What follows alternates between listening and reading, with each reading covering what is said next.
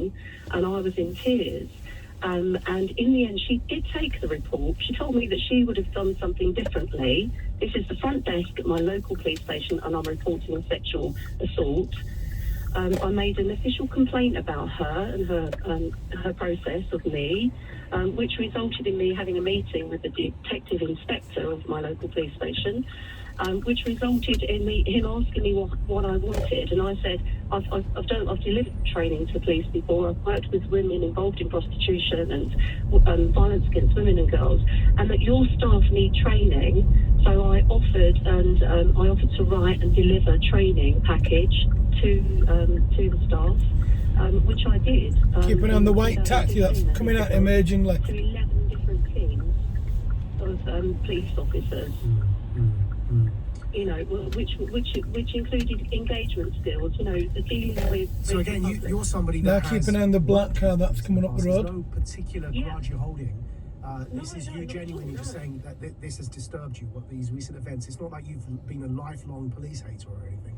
No, absolutely. And as I was leaving last night, you could feel that the sense of that they were getting exactly the same again. As I left, I didn't stay too long. But as I left, you know, there were more and more vans turning up. It was almost as if they were getting ready for something. And, you know, that maybe they had a plan to disperse at a certain time, or again, that's the thing. There's a knowledge gap, which I'm hoping Cressida Dick can respond to Priti Patel this evening, hand in a report and explain exactly what went on here. But thank you, Maria, for calling in. You're listening to Majid Nawaz here on LBC. The time is 1:46. Eddie Mayer on LBC. The point about people being born into something, if you think about it, we simply accept this has gone on for generations. They tend to cope, almost as if these difficulties that we know about are somehow exceptions. My suggestion would be that if we say to a young person, this is your destiny, these are the narrow train tracks you will be allowed to travel on between now and the grave, I would say they need help right away. Eddie Mayer, Monday to Friday from 4 p.m. on LBC. For 75 years, we have stood alongside those struggling with poverty and injustice, helping refugees after the war, working with Martin Luther King Jr., fighting hunger in Africa.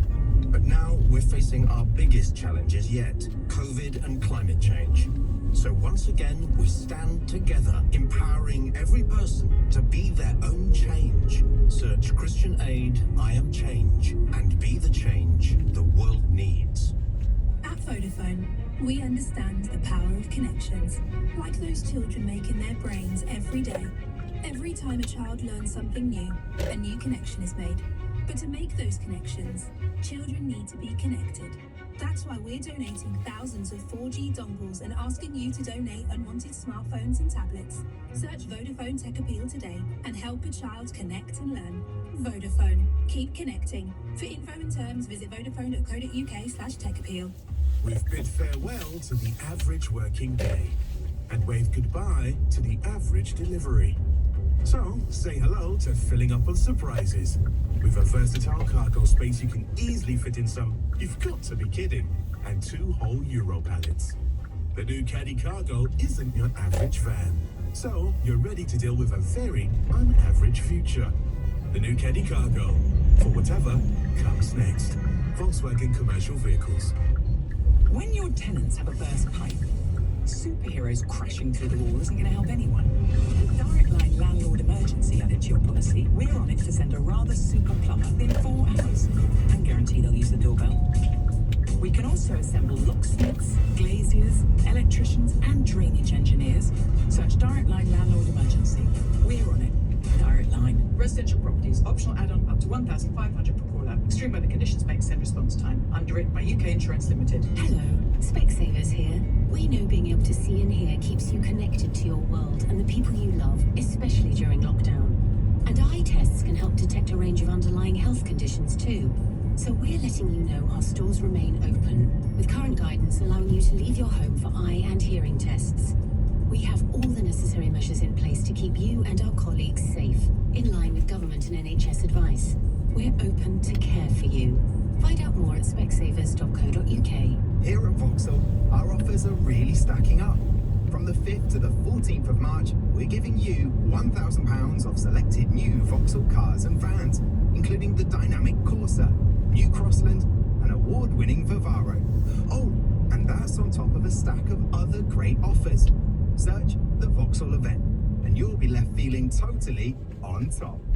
Participating retailers only. T's and C's and exclusions apply. Qualifying new Vauxhall vehicles only. Enjoy us live on Sky Sports F1. It's all come down to the last lap. Verstappen right on Hamilton's tail. Can he take advantage of the inside? Comes Wilson will lose already.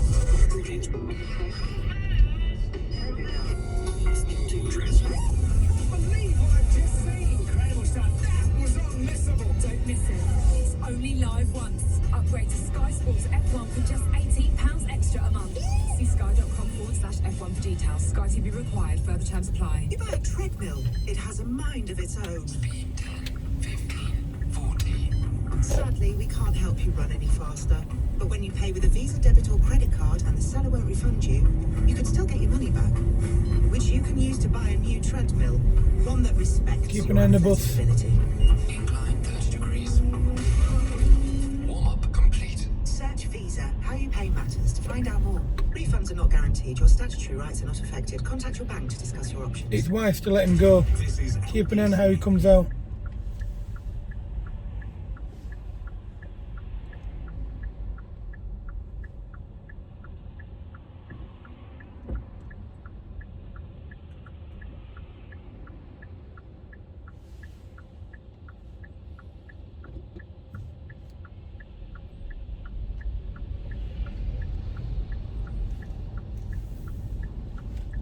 If there was a vehicle parked here, you'd never get around the corner.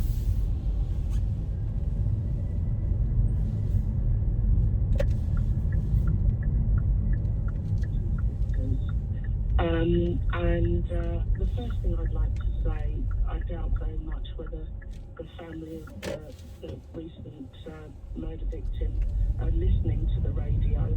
My heart goes out to them because unless you've lost your child in an awful way, you really don't understand the level of trauma. And there needs to be an opportunity to express the frustration that women will be feeling about everything that's come up this week.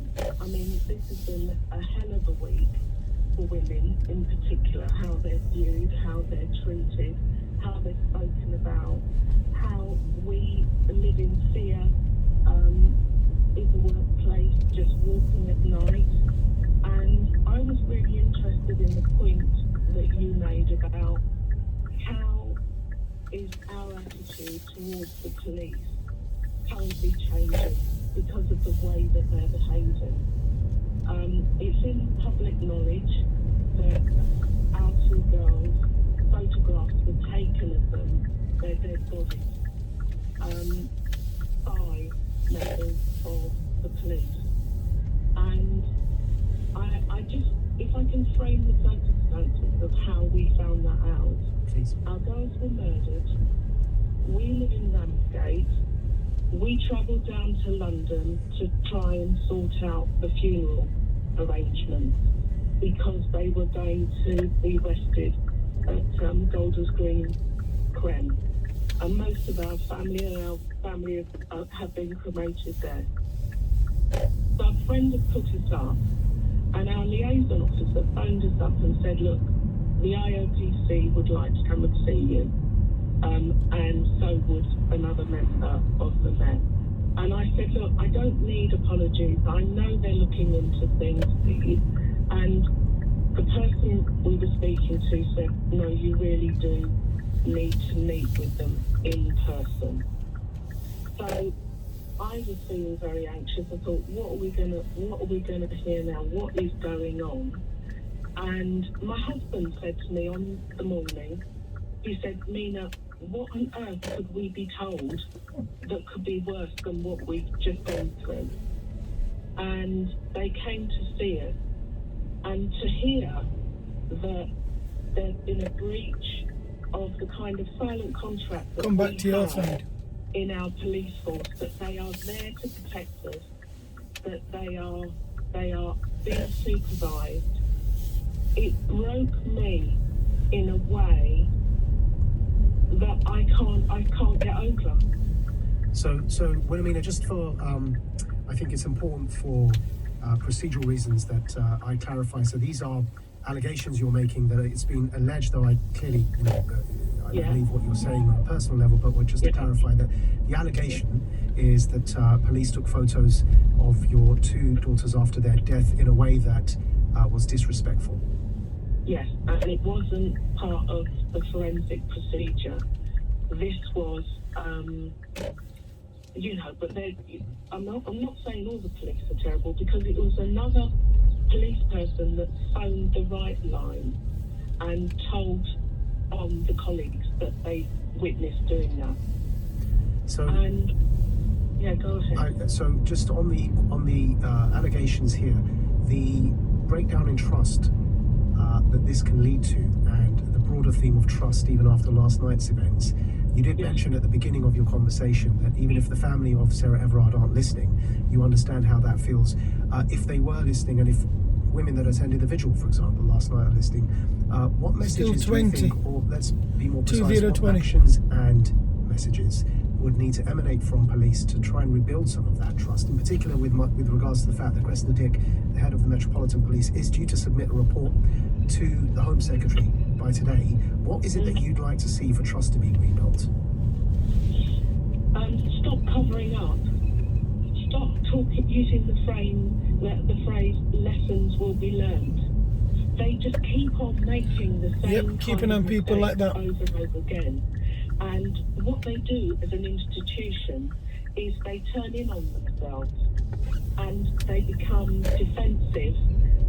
Cressida Dick came to visit us and actually was supportive in one way, but was quite dismissive about, maybe, we didn't investigate as we should have done.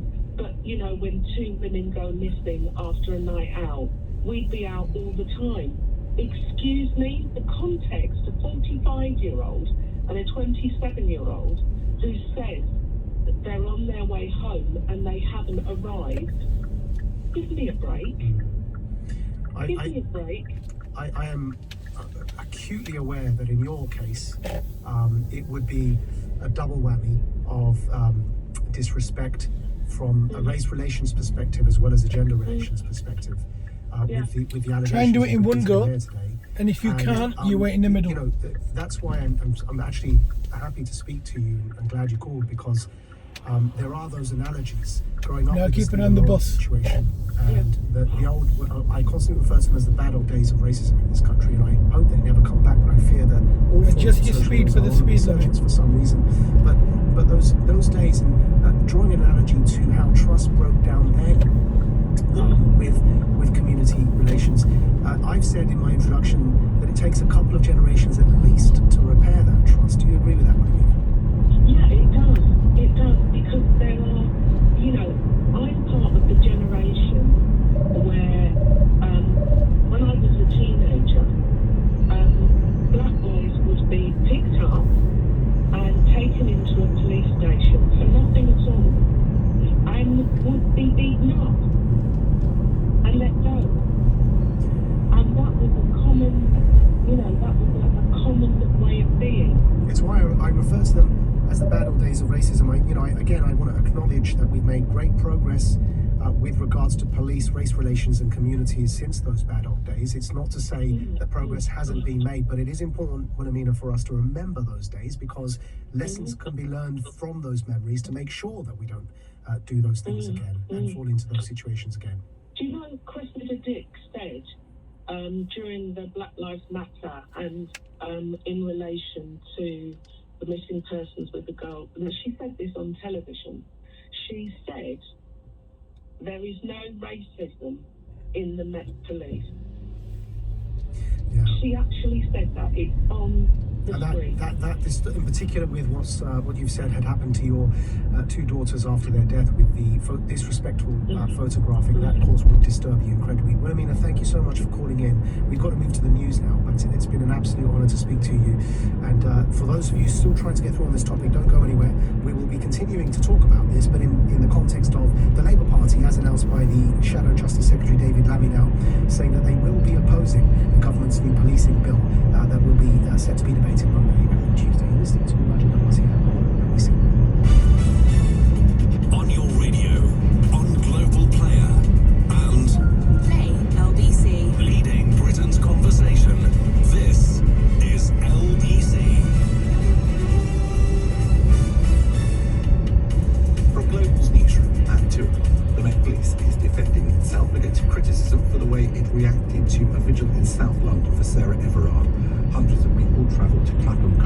despite the official event being cancelled, with officers saying they had to step in to stop coronavirus rules being broken.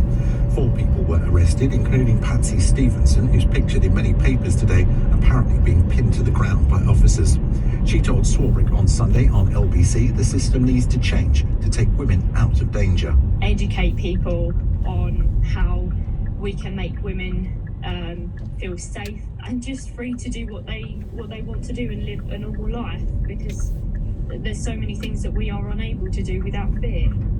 Home Secretary Priti Patel has asked the head of the Met, Dame Cressida Dick, for a full report into how a force dealt with the crowd.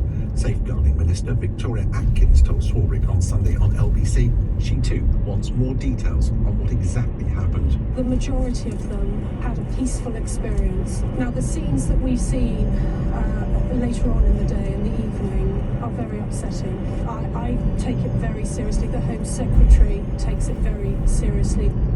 Ireland's Deputy Chief Medical Officer is recommending the temporary suspension of the Oxford AstraZeneca vaccine.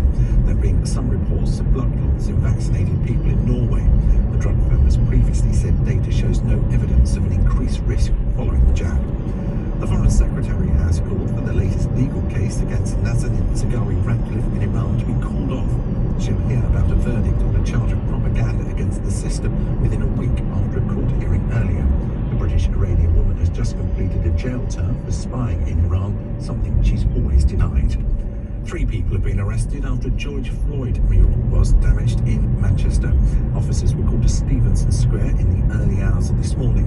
It's a year since Mr. Floyd died in police custody in Minneapolis when a white officer knelt on his neck, sparking anti-racism protests across the world.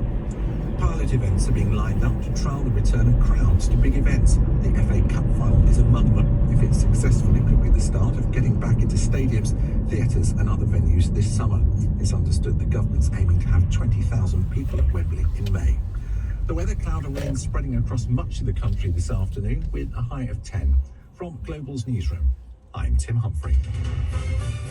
This is LBC from Global, leading Britain's conversation with Majid Nawaz.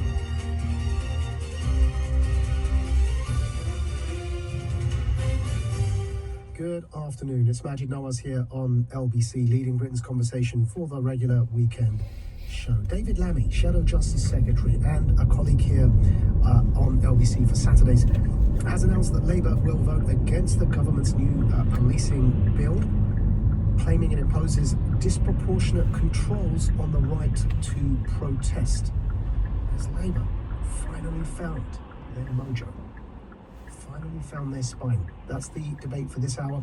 If you were listening yesterday, you would have heard that we kicked off with this conversation, looking ahead and fearing precisely this scenario that unfolded in the evening, and fearing precisely the fact that the government's new bill would be used to introduce a range of restrictions on what can and cannot be deemed lawful and safe protests in this country, which I said would be incredibly restrictive and dangerous to the upholding of our civil liberties in this country, and said that actually once you surrender these liberties, once you cede these rights to government, it becomes incredibly difficult to claw them back again. Many of the rights that were ceded under Tony Blair and the War on Terror remain ceded to the state, including the criminalization of the right to silence in ports of entry and exit in this country under Section 7, if memory serves me correctly, of the Terrorism Act 2000. It is incredibly difficult to claw those rights back from a state, because naturally any entity or institution automatically acts by taking a life of its own to preserve itself. It is the nature of things. It isn't even done deliberately or necessarily done deliberately by any individual per se. It is the nature of the beast. It behaves in a way to acquire more and more power by definition, because its job, the beast here being the state, its job is to manage us. And so by definition, it will seek, taking a life of its own, to manage us in more and more efficient ways, because we hold it to account precisely for not managing us in efficient ways, and so it seeks to self-preserve. And therefore, by definition, it will encroach upon more and more of everyday life. It's doing its job, just like a company's job is to make profit. A government's job is to manage us in ever more efficient ways, but that is not our job. We are not government. We are not a company. We are people. So you're going to go Our ahead, job then is to turn right. preserve our civil liberties. So if you cross that picket line and you start working with government as a member of the people and not a member of the state, it's like a customer trying to help a company take more of their money. How does that make sense? Think about it. I'm not blaming companies for seeking to profit. But why would a customer help the company take more of their own money? That's not the job of the customer, it's the job of the company. Likewise, it's natural for a state to try and accrue more and more power, because that's a euphemism for trying to manage us in more and more efficient ways. Look at all the data and the AI tech they're putting in place in order to achieve that. It's natural for them to do that. But if you're not in government, why cross that picket line like a customer trying to help a company take more of their money? Why help the government take more of your civil liberties?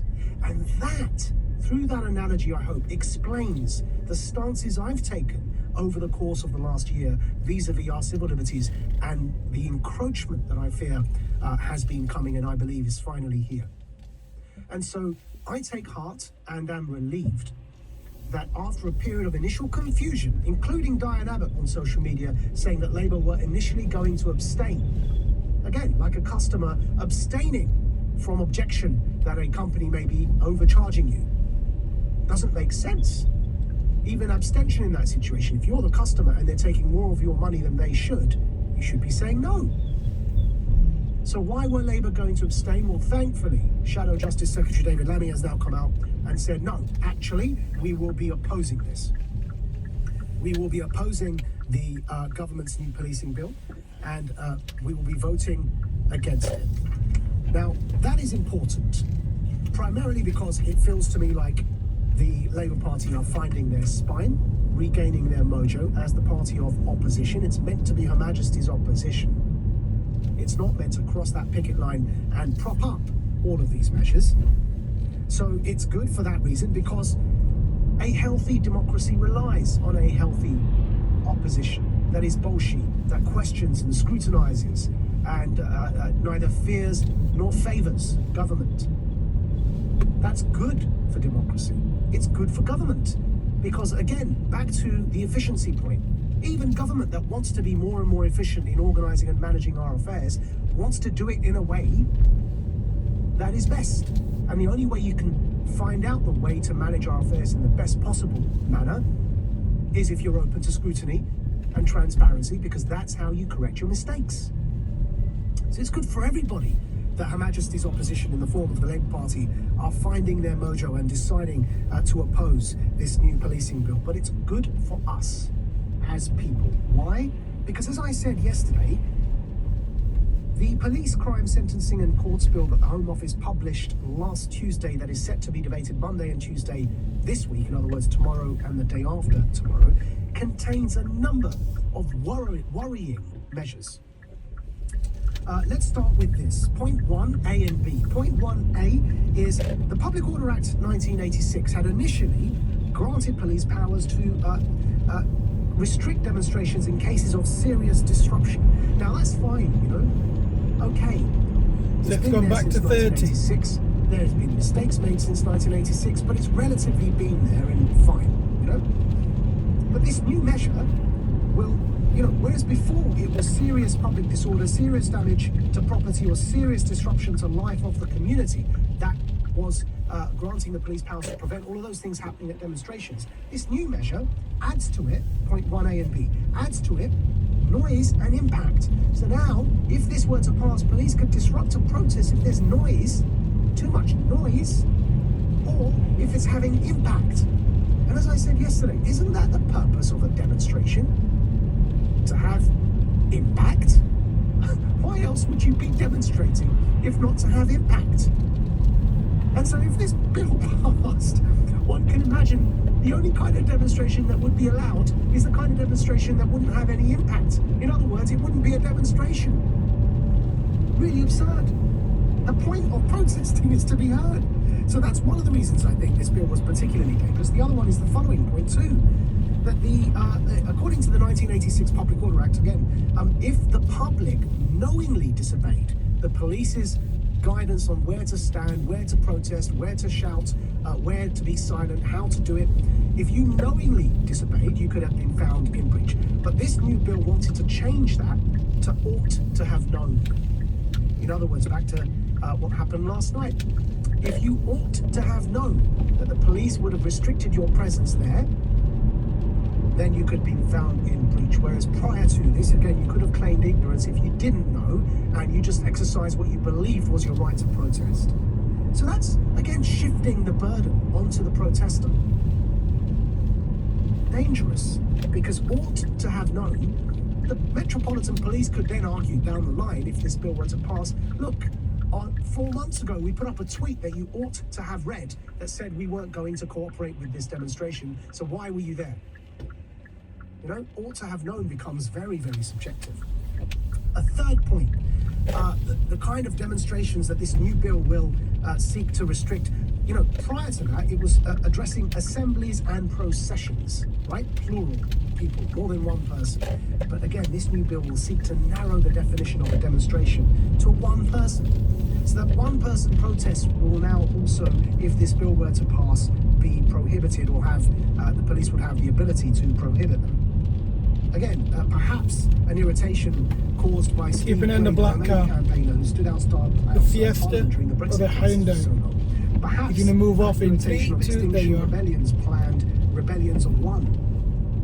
But that again, it's not the blue car now. To define even one person standing alone, perhaps with a placard on their body, objecting to something that they feel strongly about. Patient to the virtue. That's a protest, even if you're standing alone and we can move you off the street. It really is, I think, too much. And the fourth point, again, this one could be in reaction to Black Lives Matter. When public property was defaced during those protests, and my regular listeners will know, I went ballistic. I was livid at the idea that anti-racism protests could devolve into violence in that way and disorder of defacing public property, because I said this will damage the cause. Remember the words of Martin Luther King. Remember that peaceful protest is the way, and non-violent resistance. My regular listeners will know that, you know, I stuck my neck out at that time to urge everybody to protest peacefully and not resort to violence, and that there is no justification for violence. And now here we are. What they're seeking to do is increase the sentencing for defacing public property at such protests from 3 months to 10 years. That's the fourth point. To 10 years. If you put some graffiti on some statue, 10 years in prison. Come off it. And we all know long sentences, by the way, do a lot of harm. Just give, whoever graffitis wherever, just give them a bucket with soap in it, give them a sponge, and say, community service, you're going to go and clean up your mess. That deals with the problem. 10 years in jail. So that's why these things are dangerous. And then finally, point 5, when we talk about serious disruption that the Public Order Act of 1986 had originally granted police powers to stop, if a protest causes serious disruption, this new bill, point 5, the new bill would grant the definition and the power to define what serious disruption means to the Home Secretary via statutory instrument. And again, that becomes highly, highly subjective. You've got a Home Secretary like Priti Patel. It doesn't really make much sense. If you've got the kind of Home Secretary that says she wants to strike terror in the hearts of those criminals, she used the word criminals before they're arrested. By definition, they're not criminals before they're arrested. By definition. Just as this police officer charged is not a criminal. He's innocent until found guilty. Or I'd ask the Home Secretary to remember that members of the public are also innocent until they're found guilty. And so, I'm going to bring this round. I'm glad that the Labour Party has decided to find their mojo and oppose this. For the reasons I've listed, I think it's not necessarily a healthy act to pass through Parliament. But, back to the Home Secretary, who does seem to be experiencing a level of deep cognitive dissonance, because on the one hand, the government is promoting all of this. On the other hand, asking the head of the Met, President Dick, to submit a report about what happened last night at the vigil at Clapham Common and tweeting, as the Home Secretary Priti Patel, saying that she's disturbed by what she saw. How does that make sense? Can anyone square that circle? A government embodied in a Home Secretary that wants these powers to pass through Parliament this week, that would allow for more power to be granted to the police to do more of what we saw happen last night at Clapham Common, and yet the same Home Secretary is pushing for this, has said that she's disturbed by what she witnessed on the videos last night and wants Cressida Dick to submit a report. And so again, I'd ask everybody, and my, again, regular listeners will know, I give credit where credit is due. But that, what comes with that, the corollary of that, is to also hold those to account where it's necessary. Do not let them perpetrate these competent incidents. Do not pin all the blame on the police. As I promised I'd return to for this hour, the root of this is the government. The emergency powers, the power grab at the top, the way in which there's been no transparency around those power grabs, whether it be the cronyism, but here right now we're talking about civil liberties. But that's the root of it. It's the government has grabbed this power, granted it to the police, and now wants even more power than what we saw exercised yesterday or last night. And on the one hand, the government is signalling, telegraphing to we, the public, that it's the police that are to be held responsible, telegraphing out by demanding President Dick give the Home Secretary Priti Patel a report on the events that are unfolding, telegraphing and signalling to the public that they stand with us against the police on this when they're the ones who are the root cause.